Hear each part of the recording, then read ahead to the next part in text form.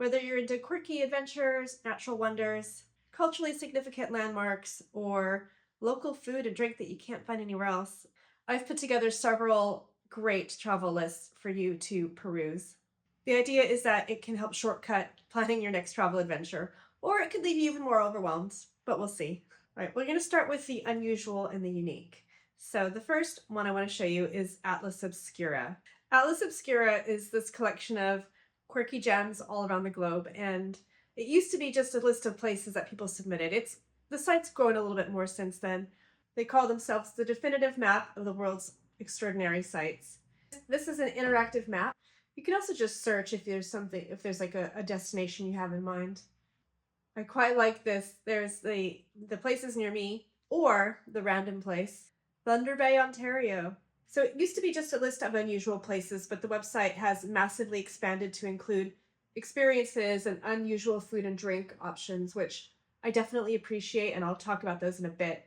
There's this place called the Crooked Forest in Poland that I'm a little bit interested by. J-shaped trees. Wow. Okay. That would be cool to see. The next one is the dark tourism destinations. This is a little bit of a deeper dive into history's darker chapters. For example, the Chernobyl exclusion zone in Ukraine or the Hiroshima Peace Memorial in Japan. Australia has a lot of convict-based sites. They have an ethical stance here. It's definitely worth reading, just in case you're getting a little worried. These sort of places definitely make you reflect and learn. The next one is Roadside America. Bit of fun. As far as I can tell, it is USA and Canada. By the way, I try not to say America when I'm referring to the United States, or the States as it's often known outside of the USA. If you were doing a road trip, you should totally pull up one of these maps and see what you can find. Ah, there's a Smiling Face Water Tower. I've actually heard of that. Wait, let's have a look. I'm gonna see. Large ice cream cone. My great-grandfather's hometown. Next is all the nature and the wildlife. The two that I think are the most interesting are National Geographic's 25 Amazing Journeys. And they've updated this list for 2025. Bit of volcano action is very cool. Ocala National Forest, I hope I'm saying that right. That looks stunning. These monasteries in Italy look really peaceful. Greenland? Okay. You can fly directly from New York from June, apparently. Oh, I love this one. Kanazawa, Japan. Only 2 hours from Kyoto, and apparently it's a wonderful alternative to the very over-touristed Kyoto. Okay. If money was no object, the Eastern and Oriental Express through Malaysia would be very, very cool. I've heard Haida Gwaii is incredible also. The Ramsar list of wetlands is a new one for me. It's a collection of biodiversity hotspots like the Everglades in Florida and the Okavango Delta in Botswana. These spots are perfect if you're into wildlife, you're eco-conscious, and they're always very peaceful. You can filter by country. I'm in Australia at the moment, so I thought I'd have a look at that. Quite a lot of information, but if you want to see the actual sites in the country, click on this one. I was recently at the Hunter Wetlands near Newcastle. I happen to know that the Hunter Estuary Wetlands and the Hunter Wetlands Center are part of this big connected wetlands center now. And it looks like each entry has an overview, but this one doesn't mention the coolest thing, which is the fact that the Wetlands Center actually used to be a sports ground, I think in the 1950s, 1960s, and it was converted and now it's mostly run by volunteers. It's really cool. It also has historical significance for Aboriginal communities, which was also mentioned when I did the tour. Next is all of the cultural and historical focus lists. So the big one that I think almost everyone has heard of is UNESCO, and they have these World Heritage Sites. So these are the big bucket list items that you've probably heard of, like Machu Picchu, Great Barrier Reef. So the homepage looks like this. If you just click on the list, these are all organized by country, which is pretty handy. I'd say if you're traveling to a country, it's always worth making a point to see UNESCO site because they're super rare. These could be national parks, preserved historical sites, or some other type of monument.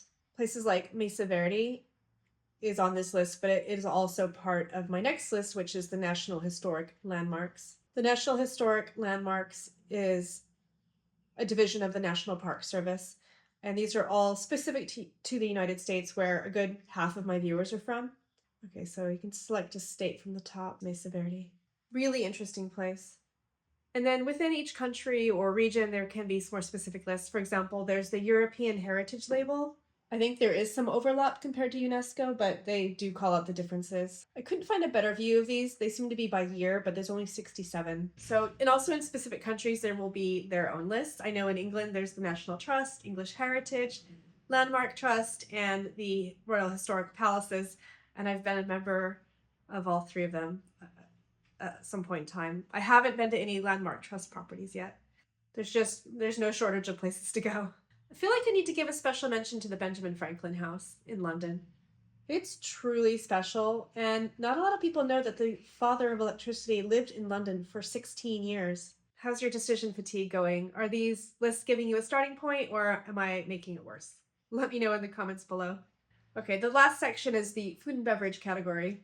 So if you're into trying new food and beverages, or I don't know, just trying things that are really unique, even if it maybe puts a dent in the wallet, I have a few options. The first one's Atlas Obscura again. Not only do they publish fun stories, they have some unique food and drink lists that you can then filter by region or category. Well, just because I'm in Australia right now, I'll have a look and see. So it isn't clear necessarily what country you're looking at, unless it mentions it in the little description. And most of these I can guess. However, yes, I've heard of this. Some of these I definitely want to try. Yes, chicken salt. Some of these I think I would rather give a miss, like the witchetty grubs. Oh, I know that they make ice cream out of wattle seed.